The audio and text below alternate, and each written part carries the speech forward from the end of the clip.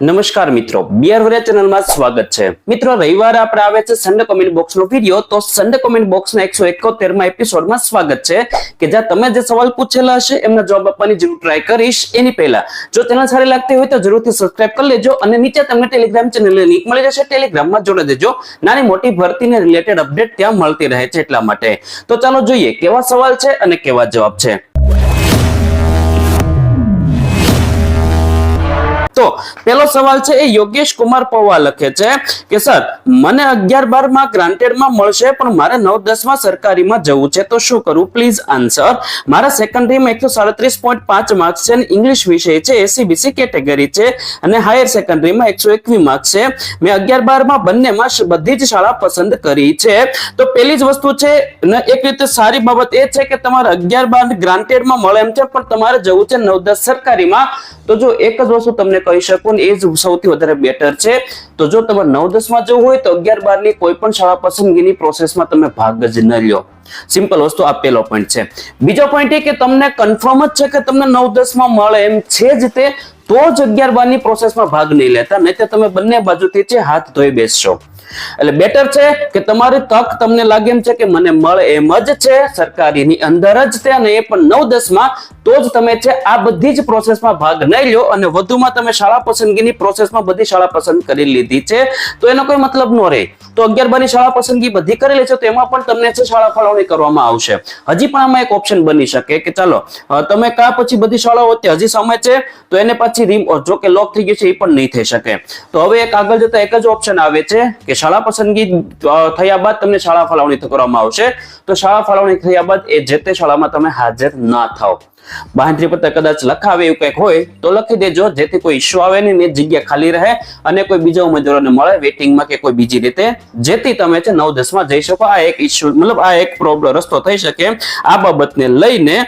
બાકી હું એમ કહી શકું કે તમારે 9-10 માં જ જવું હતું તો 11-12 ની શાળા પસંદગી તમારે કરવી હતી જ નહીં, જેથી એ જગ્યાની અંદર છે કોઈ બીજો ઉમેદવાર છે એ પસંદ કરી શકત, કોઈ બીજા ઉમેદવારની શાળા મળી શકત. આ એક થોડીક તમારાથી ભૂલ થઈ છે. ત્યારબાદ આગળનો સવાલ છે એ અલ્ફાઝ વોહરા લખે છે કે ઉચ્ચતર માધ્યમિક શિક્ષણ સહાયક ભરતી અન્વયે શાળા પસંદગી માટે ફોર્મ ભરવામાં થઈ રહ્યો છે ભારી વિલંબ.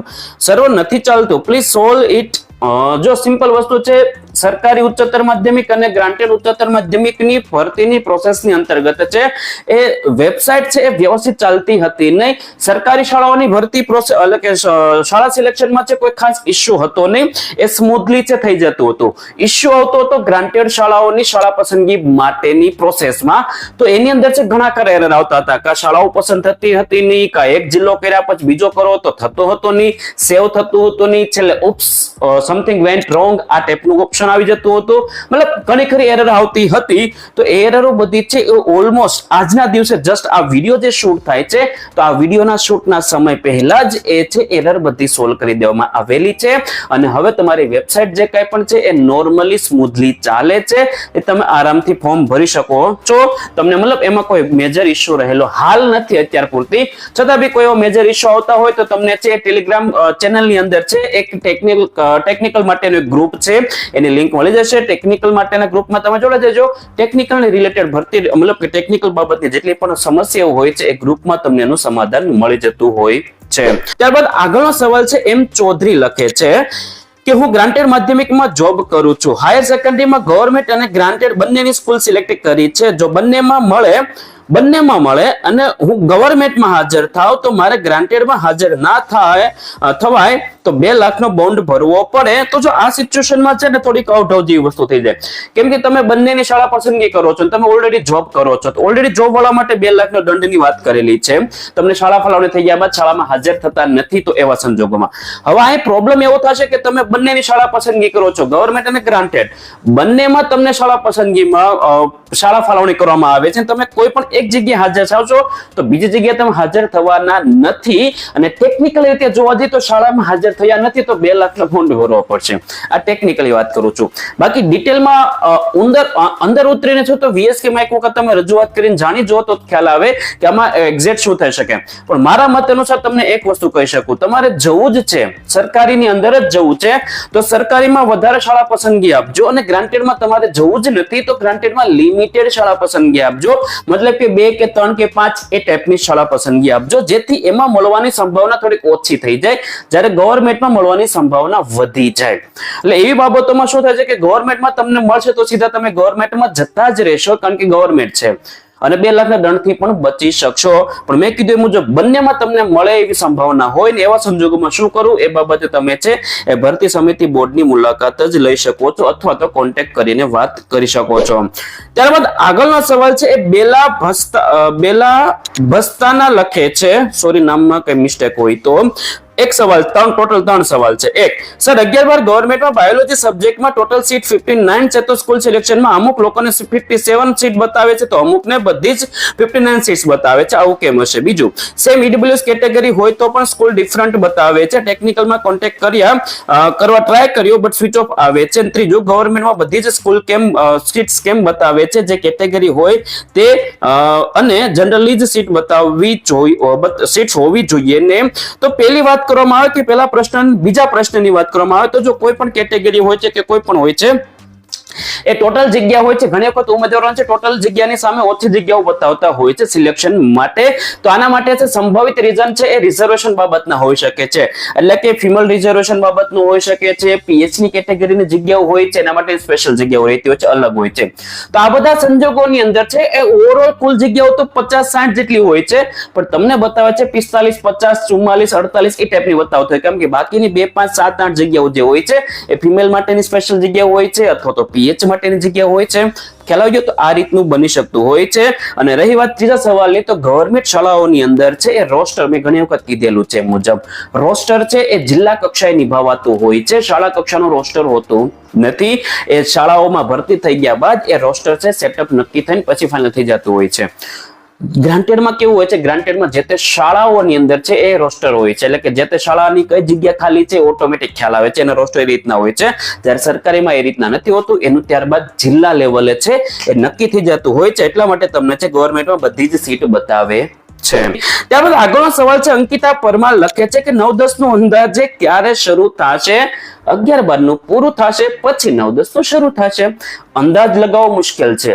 9 તારીખે છે એ શાળા સિલેક્શનની પ્રોસેસની તારીખ છે, છેલ્લી તારીખ 9 તારીખે છેલ્લો દિવસ છે. કદાચ ચાલો સમય વધારે મે બી પોસિબલ હોય, સમય વધારે તો 10 થાય અથવા તો 11 થાય, મે બી 11 થયા બાદ 2-3 દિવસ તમે આમ તેમ કાઢી નાખો, ત્યારબાદ શાળા ફાળવણી જાહેર કરવામાં આવે છે, બરોબર, ત્યાં સુધી 11-12 નું પૂરું થાય છે. એટલે અંદાજિત તમે ખાલી પકડીને ચાલો ને તો 20 જેવી તારીખ પકડી લેજો, કે 20 આસપાસ કે 9-10 નું તમારી સંભાવના છે, ફાઇનલ નથી કહેતો, સંભાવના છે કે 20 તારીખ સુધીમાં છે 9-10 નું શરૂ થઈ જશે.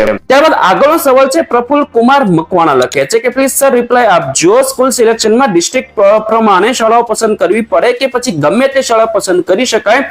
ડિસ્ટ્રિક્ટ પ્રમાણે શાળાઓ ગોઠવી એવું ફરજિયાત છે? પ્લીઝ આન્સર આપજો પ્લીઝ. પ્રશ્ન ઓકે છે, વ્યાજબી છે, ઘણા ખરા લોકોને મૂંઝવે છે. જ્યારે બી શાળા પસંદગી કરવા જાઓ છો, શાળા પસંદગી કરતી વખતે છે તમારું એવું ફિક્સ નથી હોતું કે દાખલા તરીકે કોઈ અમદાવાદ જિલ્લો પેલા પસંદ કરી લીધો તો અમદાવાદની જ બધી શાળાઓ આવી ગયા બાદ એને છે તમારે ક્રમાનુસાર ગોઠવણ પછી બીજો જિલ્લો, એમ નથી. લાસ્ટ સન્ડે કોમેન્ટ બોક્સમાં છે મારાથી ભૂલથી આ બાબતે કંઈક લગભગ વાત થઈ ગઈ હતી, જવાબ અપાઈ ગયો હતો, પણ આજે બધી વસ્તુ ક્લિયર કરી દઉં છું. તમે જ્યારે શાળા પસંદગી કરવા જાઓ છો તેની પહેલા તમારે છે એ જિલ્લા પસંદ કરવાના આવશે, એટલે કે તમારે જેટલા જિલ્લામાં જોબ કરવા જવાની ઈચ્છા છે એને એ જિલ્લાઓને ક્રમાનુસાર ગોઠવી ગયો, ત્યારબાદ એક સાથે સર્ચ કરશો તો એક સાથે બધી શાળાઓ ખુલશે. હવે એ શાળાઓને તમે તમારા ક્રમ અનુસાર છે ગમે એમ ગોઠવી શકો છો. અમદાવાદની પહેલા મૂકો, પછી સુરતની મૂકો, પછી ગાંધીનગરની મૂકો, પછી પાછી અમદાવાદની મૂકો, પછી પાછી સુરતની મૂકો, પછી અમરેલી, પછી આણંદ. ખ્યાલ આવે છે? એ કોઈ પણ ક્રમ અનુસાર તમે આડી હોળી ઉપર નીચે ગમે એમ કરી શકો છો. સિમ્પલ વસ્તુ છે. શાળાઓને તમે તમારી રીતે ક્રમ બદલી શકો છો, ડ્રેગ એન્ડ ડાઉન, અપડાઉન તમે કરી શકો છો. સાવ ઉપરની શાળાને સાવ નીચે પણ તમે લઈ જઈ શકો છો. સિમ્પલ વસ્તુ છે. તમે બધી શાળાઓ પસંદ કરી અને ઉપર નીચે કરી શકો છો. ફિક્સ નથી હોતું કે જે તે જિલ્લાની બધી શાળાઓ પસંદ કર્યા બાદ જ બીજો જિલ્લો પસંદ કરીને એની શાળાઓ મૂકી, એવું હોતું નથી. તમે કરી શકો છો. ત્યારબાદ આગળનો સવાલ છે, અશોક જોશી લખે છે કે 6 to 8 નું એફએમએલ ક્યારે આવશે? 9-10 ની શાળા પસંદગી ક્યારે થશે? માધ્યમિક ગ્રાન્ટેડ લેવાય કે 6 થી 8 પ્રાથમિક શાળા લેવાય? તો 6 થી 8 ના એફએમએલ ની જો વાત કરવામાં આવે તો 1 થી 5 નું પૂરું થશે, ત્યારબાદ જ 6 થી 8 ની પ્રોસેસ શરૂ થશે, મતલબ કે જૂન એન્ડ. કેમ કે જૂન એન્ડ સુધી આઈ થિંક છે 1 થી 5 ની જિલ્લા પસંદગીની પ્રોસેસ ચાલવાની છે.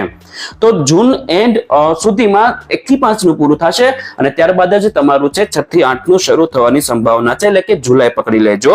ત્યારબાદ 9-10 ની શાળા પસંદગી ક્યારે થશે તો મેં તમને જસ્ટ હમણાં કીધું એ મુજબ છે, અંદાજે તમે 20 તારીખ પકડીને ચાલો, એના આસપાસ હતો ને પછીની તારીખોમાં જ 9-10 નું આવવાની સંભાવના દેખાય છે.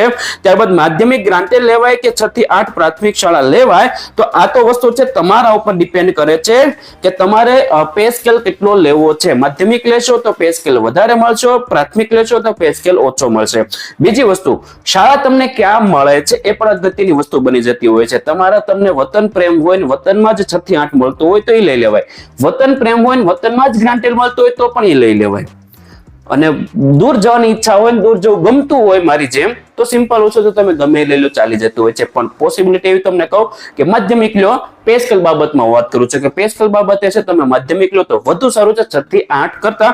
બાકી કોઈ ઇશ્યુ હોતો નથી, ગમે નોકરી જ છે, એમાં કોઈ પ્રોબ્લેમ હોતો નથી. અને ત્યારબાદ છેલ્લો સવાલ છે, અર્જુનસિંહ પટેલ લખે છે કે 9 થી 12 ની સમગ્ર ભરતી પ્રક્રિયા ક્યાં સુધીમાં પૂર્ણ થાય એવું લાગે છે સાહેબ? સંભવિત 9 થી 12 ના ઓર્ડર કઈ તારીખ સુધીમાં આપી શકે સરકાર? તો જો સંપૂર્ણ ભરતી પ્રક્રિયાને પૂર્ણ થવાની વાત કરવામાં આવે તો એવી હાલ પૂરતી એવી અટકળો દેખાય છે, તો અટકળો ચાલી રહી છે કે જૂન એન્ડ સુધીમાં છે 9 થી 12 ની ભરતી પ્રક્રિયા પૂરી કરી દેશે. મતલબ કે તમે અત્યારે જુઓ તો 11-12 ની ભરતી પ્રક્રિયામાં તમે 9 તારીખ શાળા પસંદગીની છેલ્લી તારીખ છે, 11 ચાલો ગણો કદાચ 2 દિવસ વધારવામાં આવે તો પણ 15 તારીખ સુધીમાં છે કે 20 તારીખ સુધીમાં 11-12 નું ઓલમોસ્ટ પૂરું થઈ જશે.